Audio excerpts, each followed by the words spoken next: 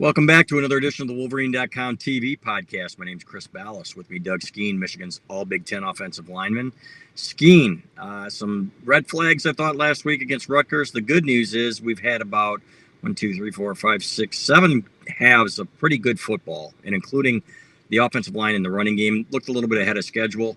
If you look at that as an anomaly, then you're thinking, okay, you know what? Those guys let up a little bit. There's maybe sometimes it's human nature going into a big game on the road. But on the other side of me says, man, you're going up against a Wisconsin team that's going to be physical on both sides of the line.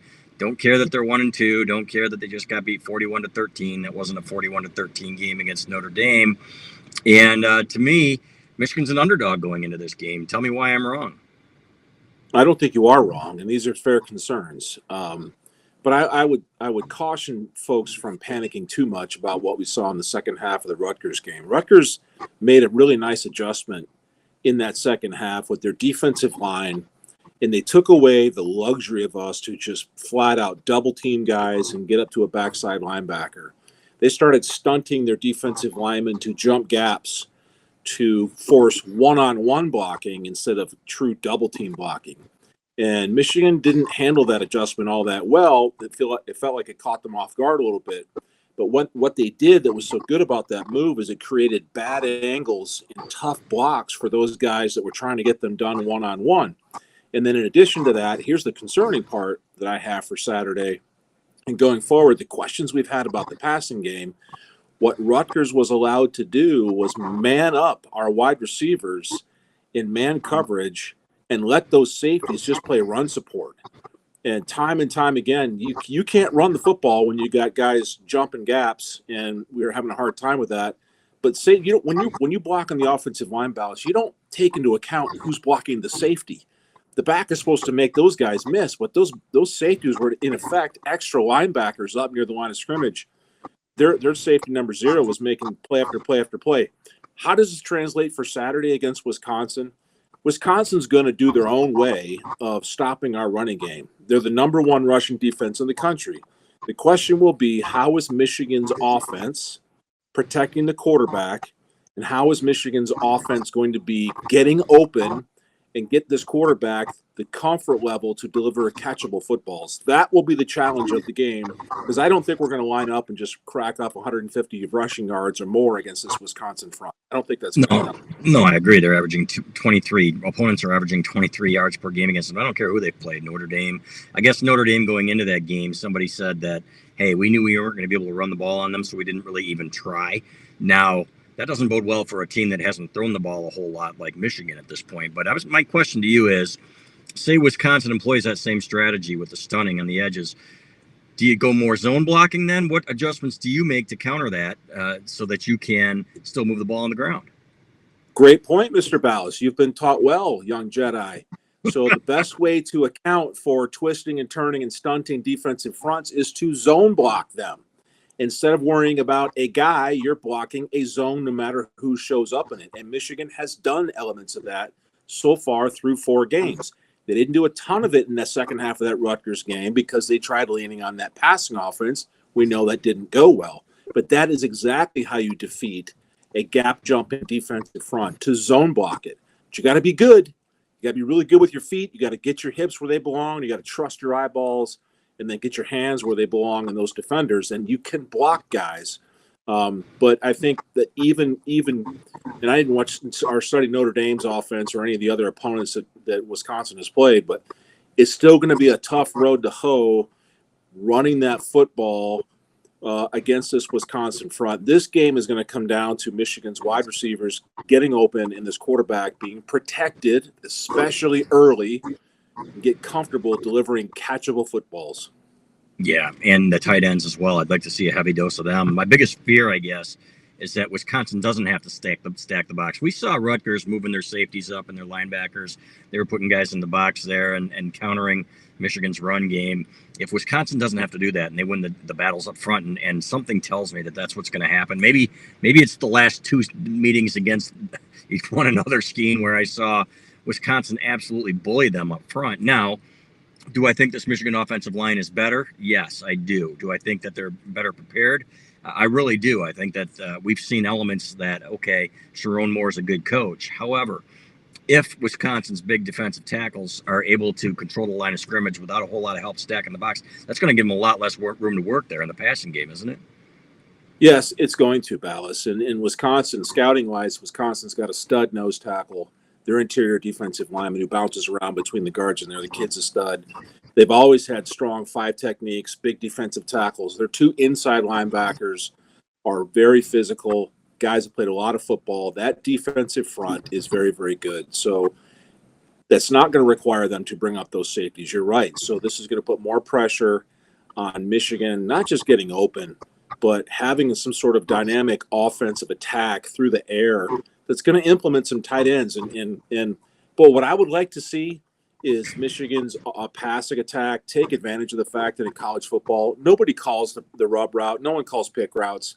So Michigan needs to absolutely take advantage of that, run some effective pick routes of their own. Of course, you know what I mean. If fans are wondering what that means, a wide receiver is going to run directly at someone who's manned up against one of our guys, and they're going to run a pick route. But instead of physically blocking them, they're going to turn their head and look at the quarterback with their hands up and make it look like they're trying to attempt to be ready to catch a pass. That way, technically, it's not a pick. It's not a pick block, which is illegal according to the rule book. But college football has evolved to the point where offensive coordinators are taking advantage of this to a degree, and it rarely gets called. And in the Big Ten, the best example of this is Ohio State did it for years against the Don Brown defenses and the way we would design our passing attack, Ohio State's passing attack against us. And you'd see guys running free, right, the crossing route over the middle. And the next nearest guy has got caught up in the wash over somewhere else because they were running pick routes. That's one way to defeat this kind of thing, this kind of defense when the time comes where you have to get first downs through the air. I hope to see some of that Saturday. Yeah, we saw a couple of really good game plans from Jim Harbaugh against Ohio State. The one with the John O'Corn game, I call it, right? If you get competent quarterback play in that game, you probably win it. I think it was 2017, if I'm not mistaken. So a couple quarterback injuries there. So they really mixed it up, and we saw things that we hadn't seen all year. If they come out with the same game plan against Wisconsin that they've shown in the first four games, I don't think they're moving the ball. However, we asked Matt Weiss today, Michigan's quarterbacks coach, about RPOs, and he said that's not something we've had to do a lot of. Now, that's something that we've seen Michigan try to do in the past. What is I wouldn't say danger, but what's the concern if Michigan brings that package out? I know you've got to protect the ball in this game, number one, okay? The one thing that kind of concerns me and that I could see happening is Cade McNamara getting some of those balls tipped at the line. You get some, maybe a pick, changes the field position, changes the tenor of the game. But is that something that maybe, hey, you mix it up, you throw some RPOs in there, something like that? You could throw it in as a curveball, Balas, but I think your concern is legit in that Michigan has identified itself as a run-first offense. We're still in the top 5 in rushing offense in the country. And to suddenly throw that out the window and change your identity on the 5th game of the year, I don't advise it. It would speak to the lack of confidence in the coaching staff to the offensive line. If I were an offensive line at this point and all of a sudden we're going to abandon the identity that we've created, I would be irritated with that. I don't think that's the answer for Michigan. I think you absolutely try to attack this Wisconsin defensive front with who you've established yourself as being. And then you have to do the play action off of that instead of doing some sort of crazy, reinventing of the offense to go RPO and asking a quarterback and wide receivers to do things that they don't have a whole lot of reps of doing so far through the season. I think you stick with who you are.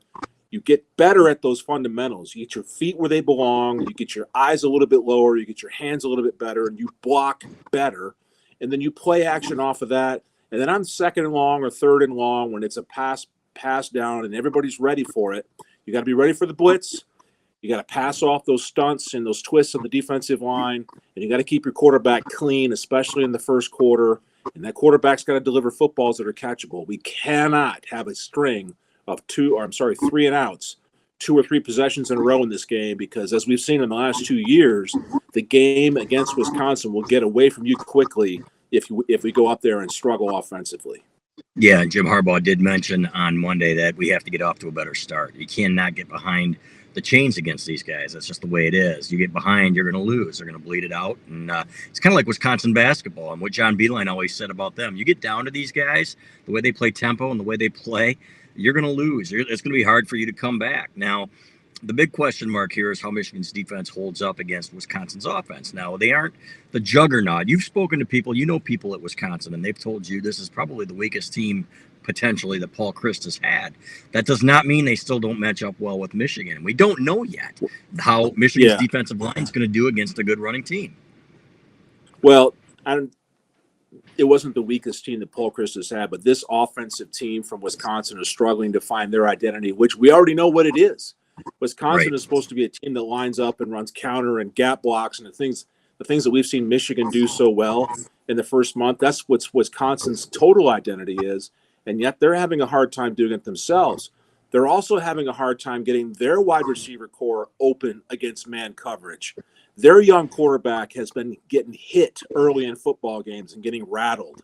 And so they're having consistency issues in their passing game. So there's a lot of similarities between the Michigan offense in the second half of Rutgers and what Wisconsin's offense has been doing through the first few games that they've played.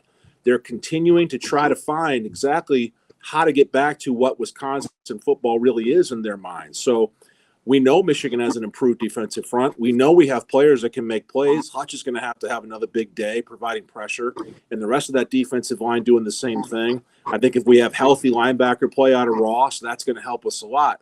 I feel a lot better about the Michigan defense going into this game than I have in the past against Wisconsin. I hope that my hopes found some truth in what's going to happen here Saturday afternoon, but I feel good about it in that Wisconsin has not lined up and just mauled people. I looked to see where they stacked up in the team rushing offense in the NCAA, and they're not even the top 20 so far this year. So they were slidden. I think they were number 38 in the country in rushing offense, which isn't the worst in the world, but not what you typically expect out of Wisconsin. Yeah, and my big concern, they've been playing soft on those receivers, those little hitch routes. They gave up 5 to 7 yards on first down in the second half. Now, they're going to play a little tighter on these guys. You can't respect the receivers so much that you allow them to get 5 or 6 yards on first down. Now, typically, Wisconsin's going to get that with their run game, right, in the last couple of years, and then they've got second and short, and then you're screwed as a defense. But it's the same thing with those hitch routes, man. I think you're going to kind of have to rely on those corners a little bit, maybe more than you want to, if we're being honest. I'm not saying that Vince Gray and Jamon Green are bad corners, but that's not the strength of this football team. DJ Turner as well. But to me, that's just as dangerous if you give that stuff up as, allowing a 5 or 6 yard run on first down. Well, and I think there's a reason to not worry about those guys playing, Jordan Lewis or, Charles Woodson type man coverage. I don't think they have to, because I can't tell you who the superstar wide receivers are for Wisconsin because they don't have one. They're struggling to find an effective offensive attack through the air themselves. So I don't know that we have to have the best corner play that there is in college football, but I think you can tighten up a little bit and you can force them to make a play or two, and you still have safety. We got one of the best safeties in the Big Ten with Dax Hill back there. So I think there's some luxuries on this defensive front to try two different things to keep them off the field, get a punt, and see what we can do offensively. I agree. Do you think we undervalued Rutgers a little bit? I was looking at their games, their previous games, and I think that's a well-coached football team. And the adjustments that they made in the second half, Greg Schiano's a really good defensive football coach. Fair? Yes, absolutely. And like I said earlier, they lined up and played straight, square, vanilla defense, and we were blocking them in the first half. We were effectively double-teaming their down linemen and getting to their linebackers, and that's why we saw 5, 6, 7, 8, 12-yard runs throughout the first and second quarter. In the second half, I looked, I'm like, what are they doing different? And they just made that little switch. They got defensive linemen lining up in an A gap and looping and jumping the nearest B gap. That causes offensive line tight end and tackle combo blocks, tackle and guard combo blocks. Those things get disrupted when guys start jumping gaps. It forces you to have much better discipline on your footwork when you're expecting to have a double team with your line mate and all of a sudden the guy's jumped your gap to the inside. That's a tough block. And so that's just smart football by Schiano and his staff. I thought they did a nice job. I also think that when they lost number 50, who was their best defensive lineman after he hit the quarterback and got the targeting call, I think that hurt them. But I think it's easy for us Michigan fans and the rest of the Big Ten to go, oh, it's just Rutgers. It's Rutgers. But Greg Schiano could coach. And although they may not have the talent to challenge for a Big Ten East championship anytime soon, they're going to be disruptive, and they're going to get somebody knocked off here this season. I don't have any doubt about it. That team played hard, and I think of our first three opponents, the first month of football, Rutgers might be the best team we played, and I don't think that's hyperbole or any kind of exaggeration. When I look back and you see the Western game, the Northern Illinois game, and the Washington game, I wasn't overly impressed with any of those opponents. I think if you throw in Rutgers, and I had to tell you which team was the best team we played, I think it's Rutgers. And the good news is that, hey, you dominated the first half of that game. And I think they took their foot off the gas a little bit, which is kind of human nature. But at the same time, some of the things they did in the first half were really, really good. They ran the ball well in the first quarter. The passing game, that set up the passing game so nicely, and Cade McNamara looked good. All these people bailing on this kid. This kid has not thrown very many passes. Yeah. And granted, man, he didn't hasn't thrown any picks, Balas. He hasn't turned the ball over. Exactly. Of course, when you're handing off a lot, everybody will say it. At the same time, he made some good throws. He had a really, really good first half. In fact, if he throws that, if he completes that touchdown passer up 24-3, okay, he missed it. He didn't. He was still 8 of 11 for 156 yards or whatever it was hitting receivers in stride. So I don't think it's time to push the panic button on this kid yet, which is something that Matt Weiss told us today. J.J. McCarthy, the last thing you want to do, Skene, is throw a true freshman in that environment for his first taste of Big Ten football. That would be absolutely stupid, in my opinion. No. Listen, McNamara is the quarterback. I don't believe that is any kind of wise idea to give him the hook to this point. I think, he delivered a couple really nice passes in that game. And, he struggled in the third quarter. He missed. Had some balls that missed. Obviously the touchdown was one of them in the first half there. But he's human. But here's what you don't see McNamara doing so far. He's not throwing it up for grabs. He's not closing his eyes and wishing for the best and just chucking it up there and making bad decisions with the football. I would rather have a conservative quarterback that protects that football and maybe misses every once in a while than a guy that's playing loose and playing carefree with that football and putting it up for grabs. McNamara is the best option for this team right now, no doubt. And he's got so much more room for error before any of us start calling for him to be benched. I think it's premature and it's not productive for what we expect out of this Michigan football team. McNamara gives us the best chance to win. Yeah, and it brings me back to the Tom Brady and Drew Henson debate when I remember on the message boards back then, Tom Brady in his weenie arm. I'll never forget that. Some guy saying that we need to get Drew Henson in there. Guess what? They did that in the second half of the Michigan State game, and that's one that Lloyd Carr would probably want back when he went with Drew Henson to start the second half. Throws a pick. Michigan State gets up big. Tom Brady almost leads them back. So, little known fact, by the way, Tom Brady never graced the cover of the Wolverine. So, something you and Tom Brady have in common. So, you've been slighted. We appreciate you not holding that against us. So, the rest of the rest of the Big Ten here, real quick. First of all, we'll get your staff prediction on Friday. So, but I'm guessing I'm not picking Michigan to win up there. It doesn't mean I don't like Michigan. I just don't like the matchup. Your thoughts on that? Yeah, I agree with you. And you and I talked about it on the game on our podcast earlier in the week.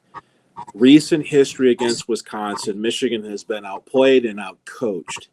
And Jim Harbaugh teams on the road in tough environments, the recent history, not good.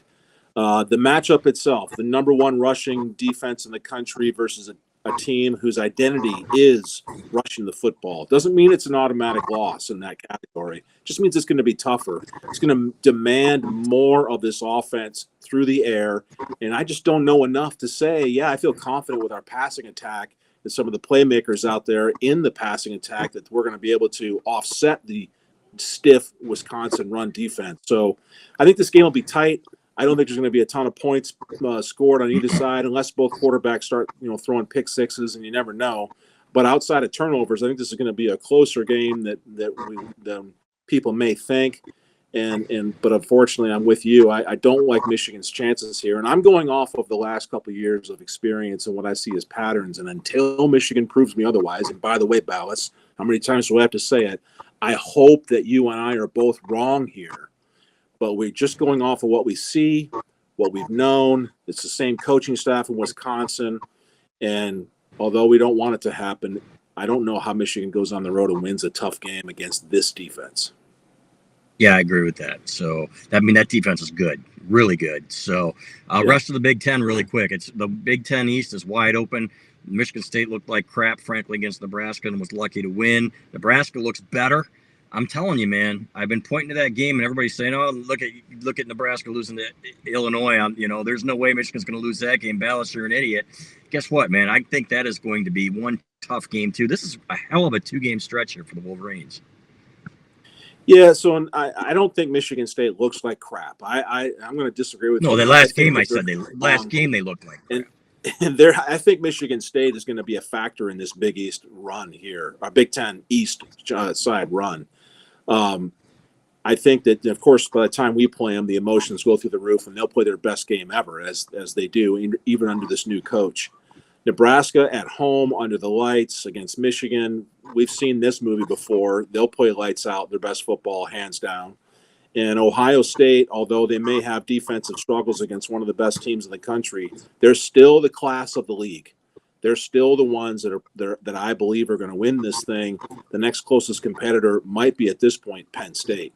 And so this Big Ten East battle is going to be brutal down the stretch. And unfortunately for us, we got to go on the road to all of these tough environments except Ohio State, where we play them at home. So this will be a challenge. If Michigan can pull this off, this will be one of the greatest achievements in recent Big Ten history, Michigan football history, to go on the road and win all these games. It would be awesome to see.